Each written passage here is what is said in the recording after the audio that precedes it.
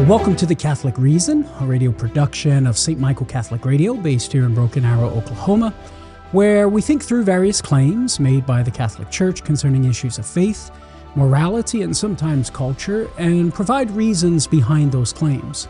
I'm Dr. Karlo Broussard, staff apologist and speaker for Catholic Cancers at Catholic.com, and a member of the Chancery Evangelization team here at the Diocese of Tulsa in eastern Oklahoma. The Catholic Reason airs locally here in Tulsa every Thursday from 4 to 5 p.m. on St. Michael Catholic Radio, 94.9 and 102.9. But you may be listening on your own local Catholic radio station at a different time, since the Catholic Reason airs on other Catholic stations throughout the country. So if you're listening outside the Tulsa area, a very special welcome to you, and thanks for joining me. Note that you can download the show through whichever podcast platform you use by subscribing to the Eastern Oklahoma Catholic Podcast. That's the Eastern Oklahoma Catholic Podcast. And you can also access the archived episodes at my website, karlobroussard.com, under both the audio and video tab. In today's episode, we're going to focus on challenges that some Christians pose to Catholic life and practice. The specific practices that we're going to defend today are 1, abstinence from meat, particularly abstinence from meat on Fridays during Lent. 2, penitential action, what we call penance. And 3, the rosary. And I'll explain the relevant challenges as we come to each of these Catholic practices. So let's start with the Catholic practice of abstaining from meat, particularly on Fridays during Lent, which is obligatory. Catholicism, of course, is well known for mandating periods of fasting and abstinence from certain foods at different times of the year. Like I said, on Fridays during Lent, the Catechism of the Catholic Church gestures towards this, speaks about this in paragraph 2043. But for some of our Protestant brothers and sisters, these Catholic precepts, these rules, obligations, these practices fall under what Paul calls in 1 Timothy 4:3, quote unquote, doctrines of demons. Here's what Paul writes. Now, the Spirit expressly says that in later times, some will depart from the faith by giving heed to deceitful spirits and doctrines of demons through the pretensions of liars whose consciences are seared. What are these doctrines of demons? He goes on, those who forbid marriage and enjoin abstinence from foods, which God created to be received with thanksgiving by those who believe and know the truth. Now, we looked at this passage in a previous episode of The Catholic Reason concerning priestly celibacy, focusing on that part where it says forbidding marriage. But today, our focus is going to be on the command for some to abstain from foods. It would seem that the Catholic practice of abstinence from food is not just wrong, but demonic, in the words of St. Paul here, a doctrine of demons. So what can we say in response to this? Well, the first response is that we know Paul is not against abstinence from food in an absolute sense, because he explicitly states he is willing to abstain from some foods out of charity for those who are weaker in faith, and not just offering such abstinence as a point of counsel and instruction, but he actually imposes an obligation upon Christians to abstain from certain foods out of charity for those who are weak in faith. In 1 Corinthians chapter 8, verse 8, first of all, Paul gives counsel to the Corinthians concerning their liberty with regard to food offered to idols. So here's what he writes. Food will not commend us to God. We are no worse off if we do not eat, and no better off if we do. That's 1 Corinthians 8:8. But even though the Christians in Corinth have such freedom, Paul warns them and says this, quote, in verse 9, take care lest this freedom or liberty of yours somehow become a stumbling block to the weak. The weak that Paul has in mind are those who, quote, are accustomed to idols eat food as really offered to an idol, and their conscience being weak is defiled. That's coming from verse 7. For Paul, these particular people, whom he says are accustomed to idols and eat food as really offered to an idol, weak in their conscience, these people might be encouraged to worship idols if they see Christians eating foods that are offered to idols at the idol's temple. He writes further in verses 10 through 12, giving further instructions here. Here's what he writes. For if anyone sees you, so he's talking to the Christians in Corinth who are strong in faith, who have the freedom to eat the food offered to idols. He says, if anyone sees you, a man of knowledge, at table in an idol's temple, might he not be encouraged, if his conscience is weak, to eat food offered to idols? And so by your knowledge, this weak man is destroyed, the brother for whom Christ died, thus sinning against your brethren and wounding their conscience when it is weak, you sin against Christ. That's verses 10 through 12. So he's basically warning the Christians in Corinth to say, hey, if you eat the food that you're technically free to eat, that's offered to idols in the presence of a fellow brother who is weak in conscience, who still has a tendency to worship idols and eat the food as if they are offered to idols to participate in the temple sacrifices, you're actually going to sin by leading that weak brother into sin in worshiping the idol.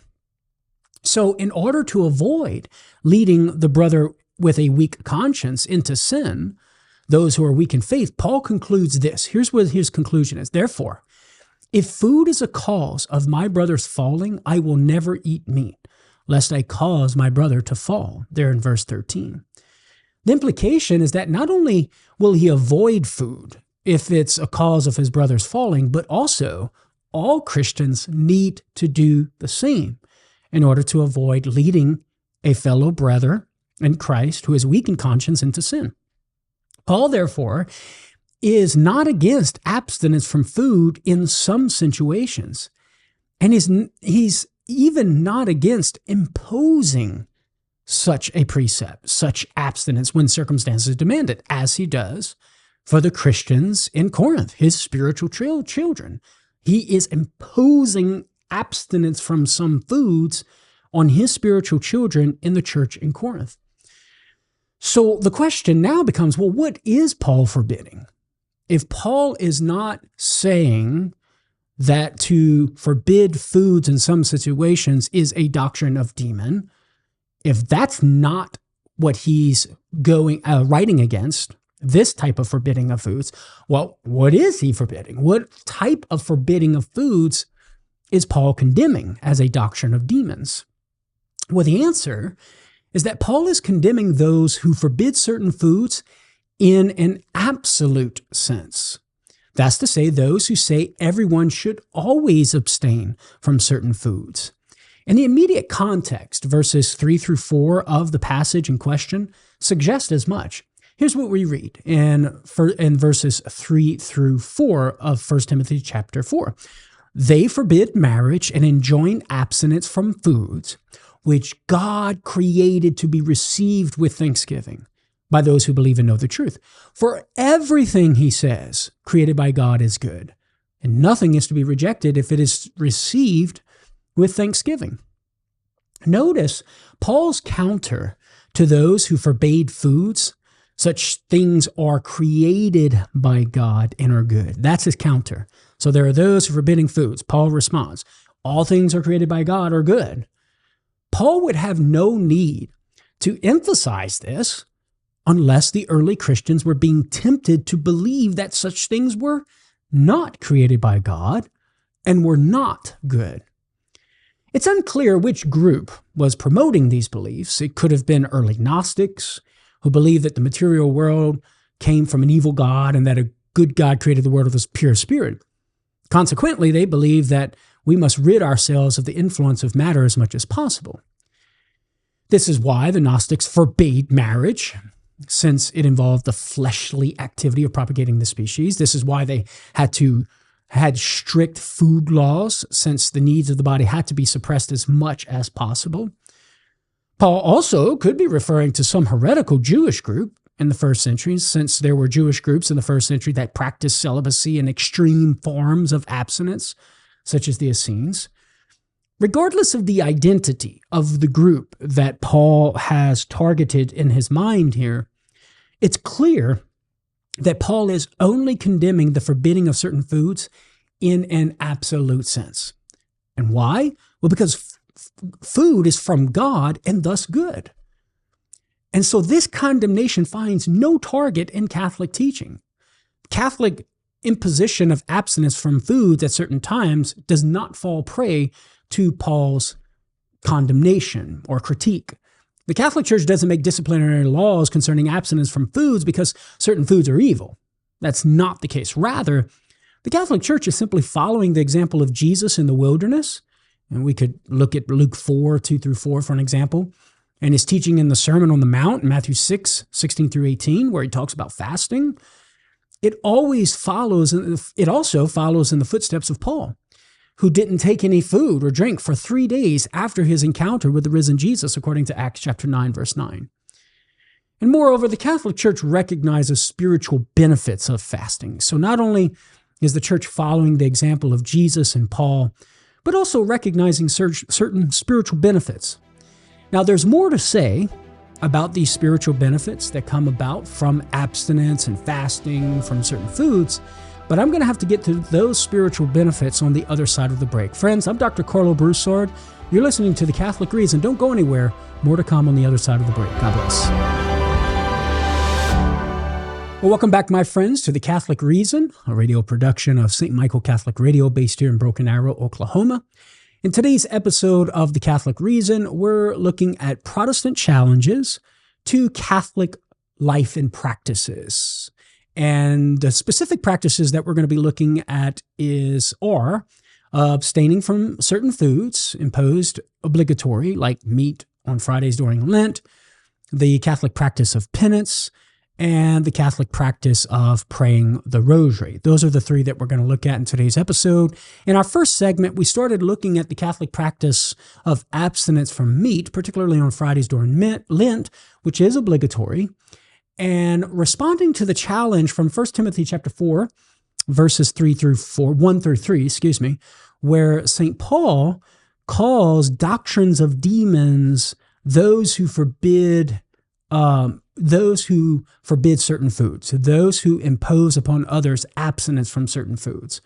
Paul includes that within the category of doctrines of demons, which would seem to conflict with the Catholic obligation that we need to abstain from certain foods on Fridays during Lent, particularly meat.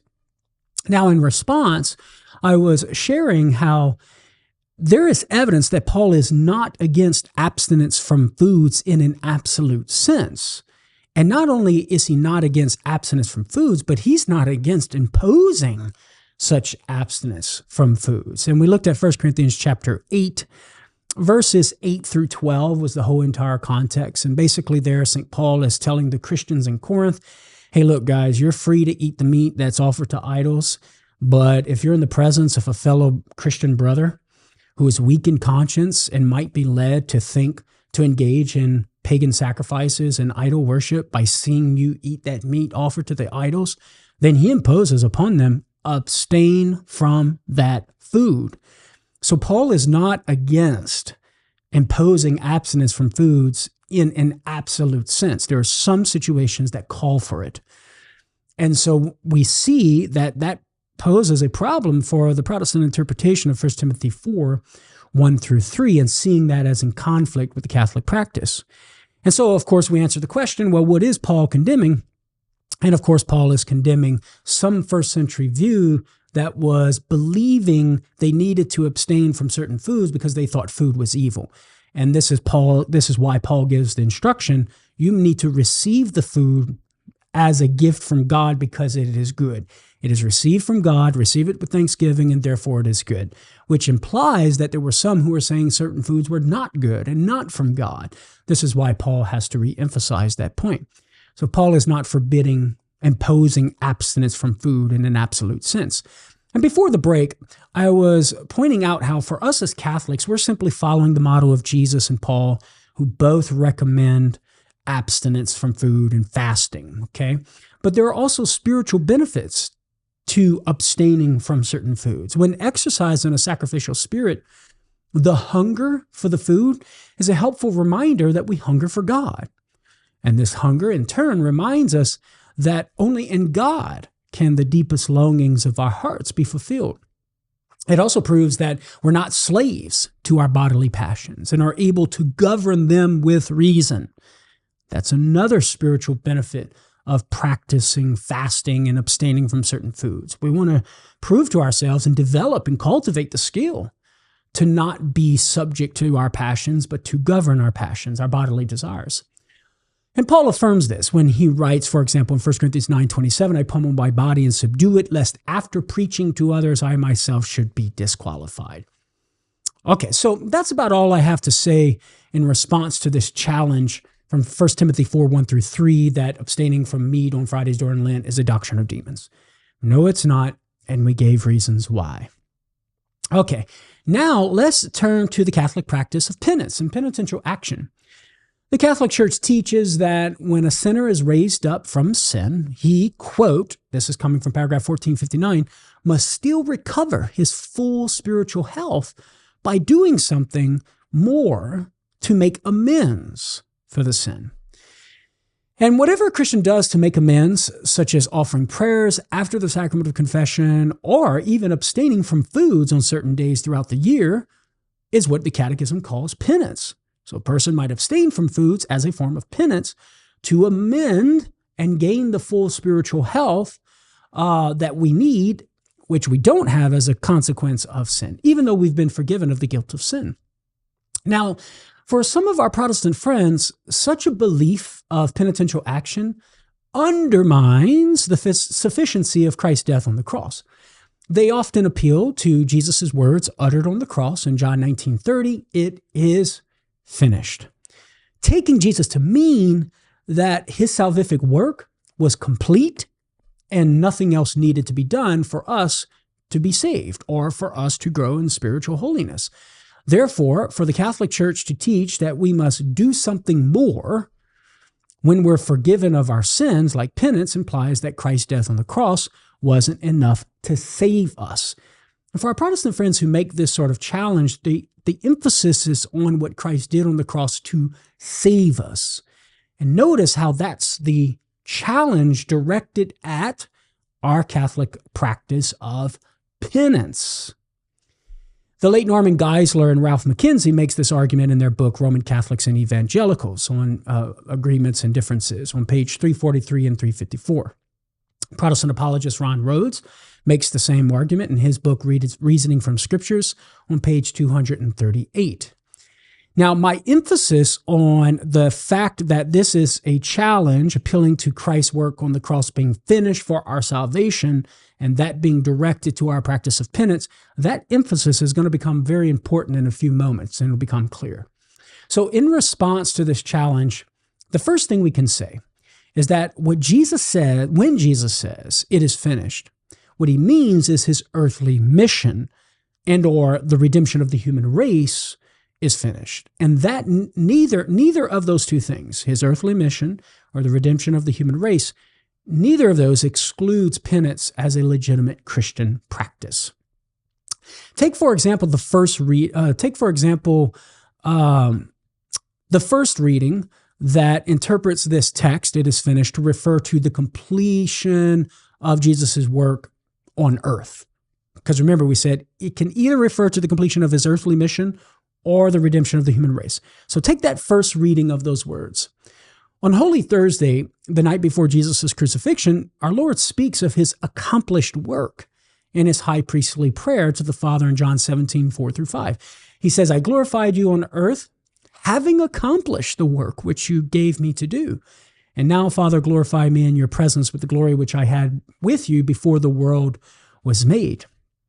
Given that Jesus prays this prayer the night before his crucifixion, and it's John who records this prayer, in which Jesus speaks of completing his work, it's reasonable to conclude that when Jesus says it's finished on the cross, he's referring to this accomplished work on earth. On this interpretation, penance in no way is excluded because the "it is finished" statement applies to Jesus' earthly mission, and that has no bearing on whether or not we should be doing penitential actions. Now, as I mentioned, there's a second possible reading of our Lord's words, "it is finished," that it could refer to the completed action whereby the human race is reunited back to God. We call that redemption. And saving grace is made available to all humanity. This is what John refers to in 1 John 2, 1 through 2. We have an advocate with the Father, Jesus Christ the righteous, and he is the expiation for our sins, and not for ours only, but also for the sins of the whole world. The church affirms that this aspect of Christ's redemptive work was sufficient. It was powerful enough to redeem the entire human race. And you can check out paragraph 616 in 1708 in the Catechism for reference to that. But this in no way refutes penance, precisely because penance applies to something else. Penance doesn't have to do, penance is not directed toward our salvation. Penance is not directed toward us being redeemed. Paragraph 1459 in the Catechism, which I cited earlier, makes clear the twofold purpose of penance. First, it's order to making amends for a person's sins. Again, that's paragraph 1459. And second, it's order to remedying the, quote, disorders sin has caused. And then the Catechism identifies these disorders that sin has caused as injuries to the sinner himself, as well as his relationships with God and neighbor. So penance atones for the damage done by past, already forgiven sins, which implies one is already saved, and is meant to help the sinner recover his full spiritual health, to quote the Catechism there. And in doing so, it helps the sinner be more configured to Christ, to reference paragraph 1460 of the Catechism. So when seen in this light, you can see that penance doesn't apply to the redemption of the human race and the grace of salvation that remits the eternal consequences of sin, which is finished with regard to Jesus' death on the cross and meriting those graces to wipe away the eternal consequences of sin. The person who performs penance is presumed to have already received the fruits of the sufficient work of Christ on the cross, namely saving grace, since penance refers to works done after a sin is already forgiven. We do penance not to add to Christ's saving work, but to make up for temporal consequences of sin and become more spiritually healthy, which in this order of providence, so we would argue, God wills for this to be. That after one is initially justified and the consequent sins that are committed after that initial justification or salvation, those sins incur temporal consequences that God wills for us to participate with him in taking care of. So whether we embrace the earthly mission reading or the redemption of the human race reading with the words "it is finished," neither precludes penance. So that's our first response. There's a second response to this objection that I'm going to have to come back to on the other side of the break. So again, I'm Dr. Karlo Broussard. You're listening to The Catholic Reason. Don't go anywhere. On the other side of the break, more to come. Well, welcome back, my friends, to The Catholic Reason, a radio production of St. Michael Catholic Radio, based here in Broken Arrow, Oklahoma. I'm Dr. Karlo Broussard, staff apologist and speaker for Catholic Answers at Catholic.com, and a member of the Chancery Evangelization team here at the Diocese in Tulsa in eastern Oklahoma.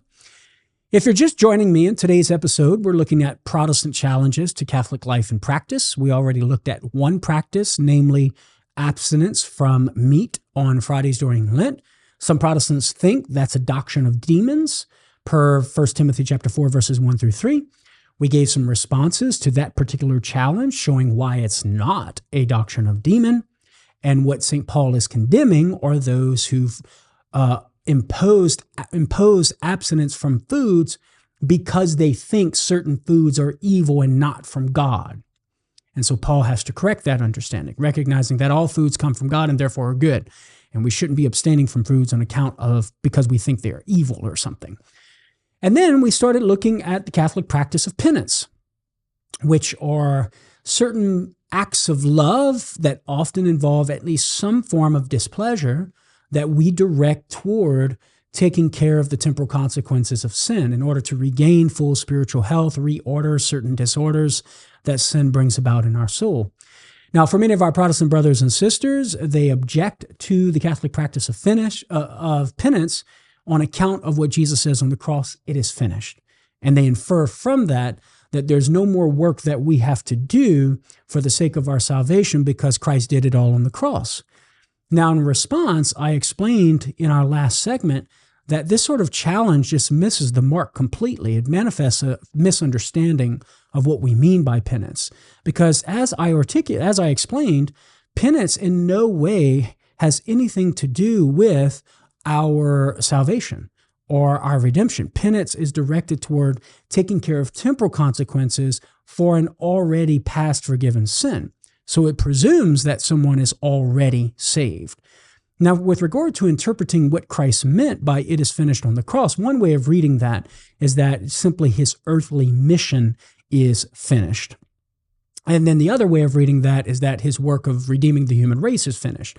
But as I pointed out, neither of those readings exclude penance, because penance obviously doesn't have to do with anything with Christ's mission here on earth, and the objective redemption of the human race, penance is not involved with regard to that. And so this sort of challenge from Jesus' words, it is finished, just misses the mark completely.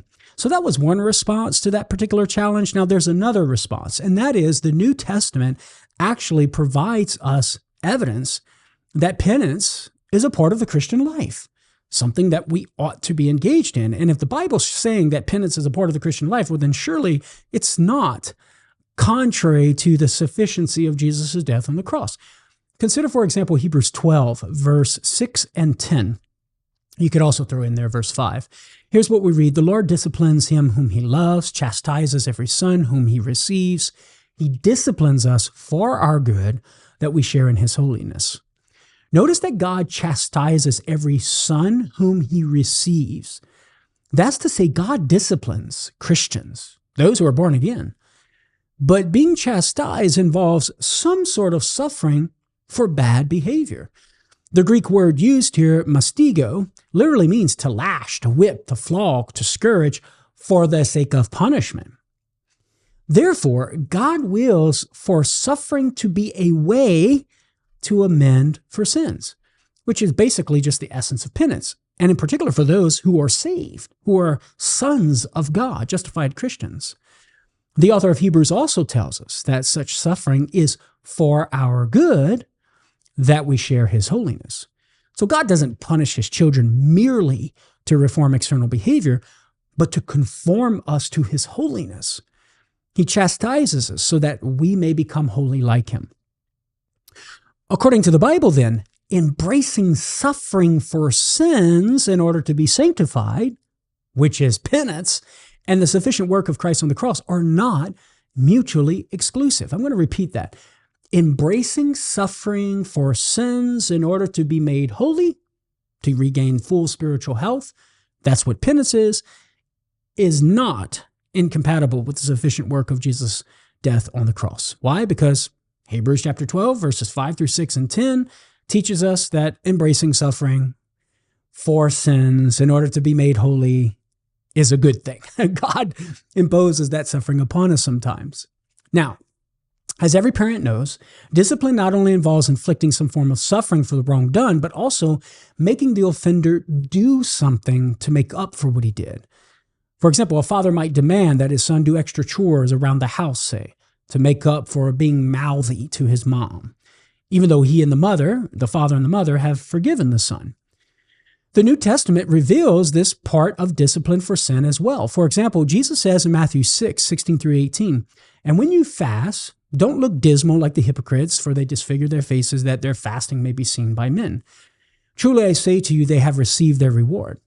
But when you fast, anoint your head and wash your face, that your fasting may not be seen by men, but by your Father who is in secret, and your Father who sees in secret will reward you." Notice that Jesus doesn't say if you fast, but when you fast.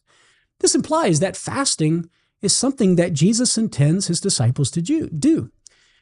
Jesus also teaches in Mark 2:20, the days will come when the bridegroom is taken away from them, and they will fast in that day. Now, the Jews, they practice fasting as a form of penance. You can check out Joel 2:12, 2 Chronicles chapter 20, verses 3 through 4, Ezra chapter 8, verses 21 through 23, Daniel chapter 9, verse 3, 1 Kings chapter 21, verses 27 through 29. That's the Jewish historical context. And given this context, we can conclude that Jesus' instructions for his disciples to fast are instructions to perform acts of penance. So again, Jesus instructs his disciples to fast. In the Jewish theological milieu, fasting is a visible way of expressing, it is an act of penance on account of past forgiven sins. And so when Jesus instructs his disciples to fast, he's instructing them to perform acts of penance. So if Jesus doesn't have a problem with it, well, then surely we shouldn't have a problem with it.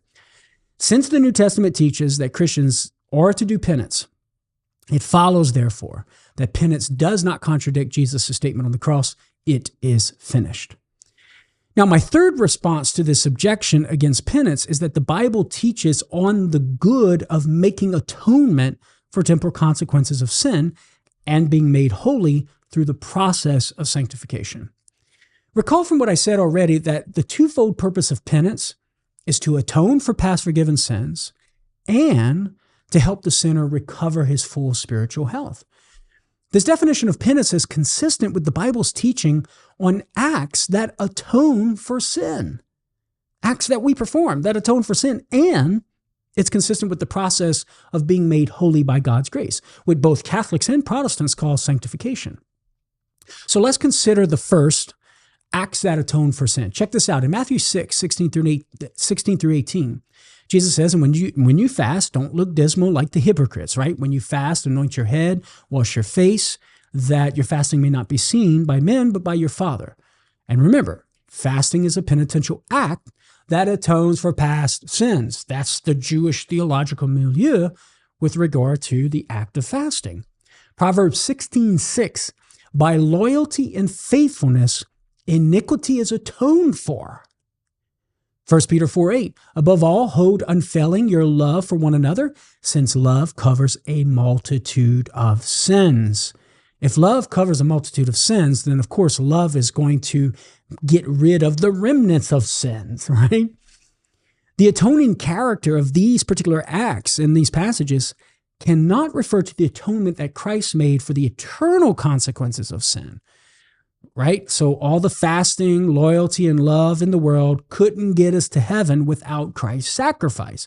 So these things that quote unquote atone for sins and cover sins can't be dealing with the eternal consequences of sins. Therefore, they must be referring to atonement for the temporal or temporary consequences of sin.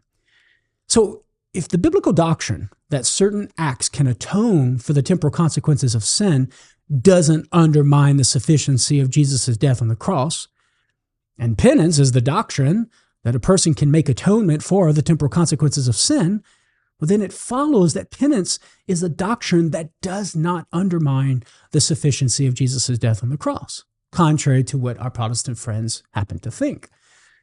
Now, let's consider sanctification, the process of being made holy by God's grace. Check out 2 Corinthians 7:1. Since we have these promises, beloved, let us cleanse ourselves from every defilement of the body and spirit and make holiness perfect in fear of God. And our Protestant friends aren't going to disagree with this process of sanctification. James 1:2-4, count it all joy, my brethren, when you meet various trials, for you know that the testing of your faith produces steadfastness. And let steadfastness have its full effect, that you may be perfect and complete, lacking in nothing. Philippians 2:12, my beloved, as you have always obeyed, so now not only in my presence, but much more in my absence, work out your salvation with fear and trembling. From these passages, it's clear that in the Christian life, there's more we must do after being initially saved by the completed work of Christ on the cross. And that more of something is sanctification, to grow in holiness. So given our definition of penance and the biblical foundation for that definition, it follows that penance is one of the ways by which we can be sanctified. That's all we believe with regard to penance. It is a way by which we can be made holier. And since sanctification doesn't undermine the sufficiency of Jesus' death on the cross, and nor do our Protestant friends believe that, then penance doesn't undermine the sufficiency of Jesus' death on the cross, nor should our Protestant friends think that. We now come to our last Catholic practice, and that's targeted by some Christians, and that is the rosary. But I'm coming up on my last and final break here, so hit the pause button. On the other side, we'll pick back up with the objection posed to the rosary and how we might respond to that objection. Talk to you on the other side. God bless. Well, welcome back, my friends, to our last and final segment of today's episode of The Catholic Reason, where we're looking at Protestant challenges to Catholic life and practices. We've looked at 2 Catholic practices so far that some of our Protestant friends have some trouble with and obstacles to. One of which is the imposing of abstinence from meat on Fridays during Lent.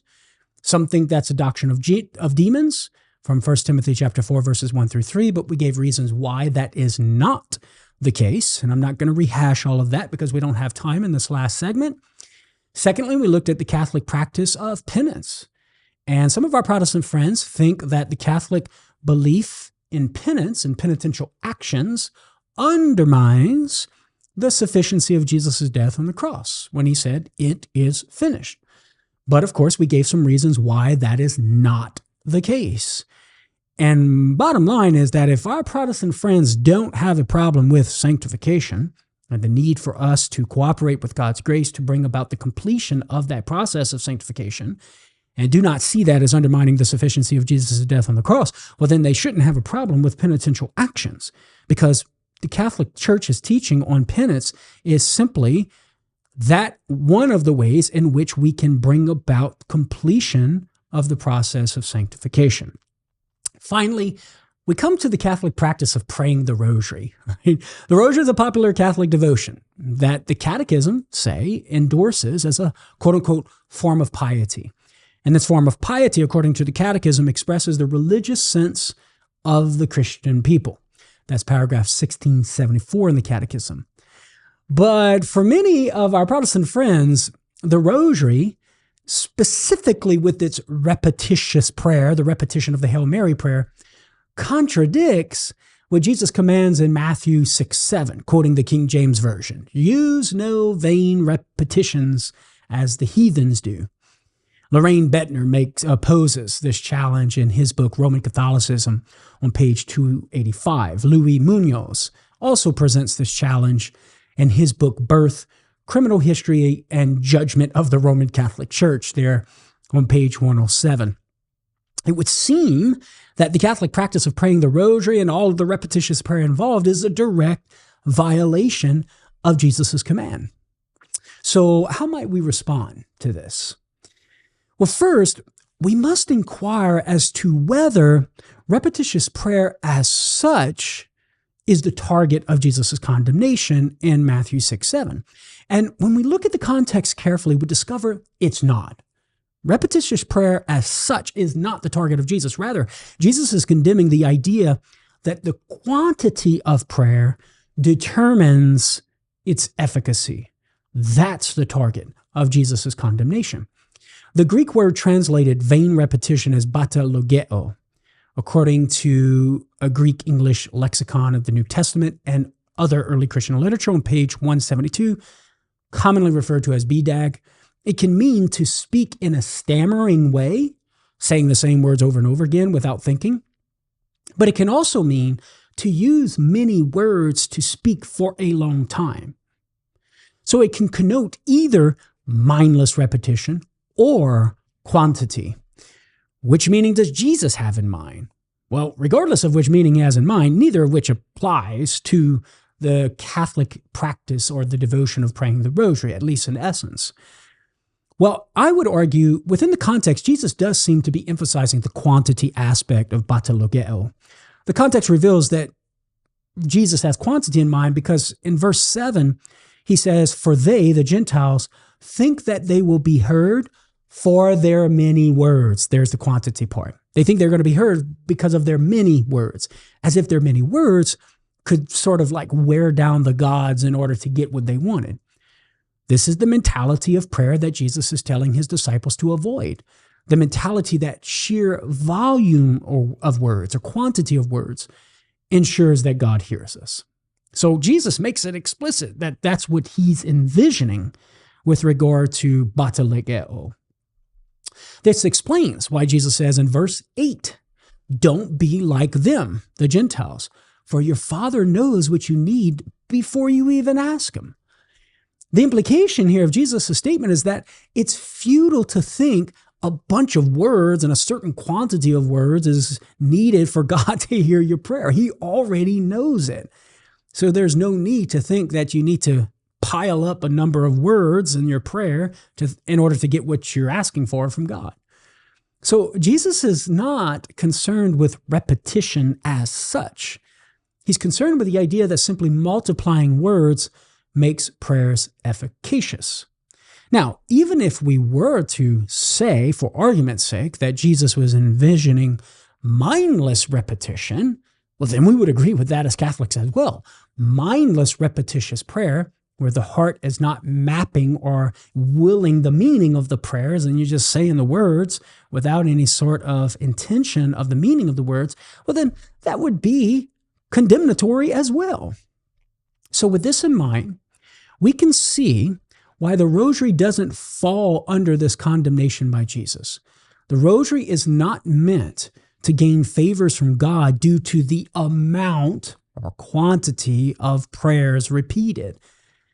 If a Catholic were to think that way, they individually would fall subject to Jesus' reprimand here in Matthew 6:7 and be in conflict with how Jesus wants us to pray as Christians. But that's not what the Catholic Church understands the devotion of the Rosary to be. Rather, according to the Catechism, the Rosary is an quote-unquote epitome of the whole gospel, there in paragraph 971. It's meant to focus our hearts and our minds on the mysteries of Christ's life.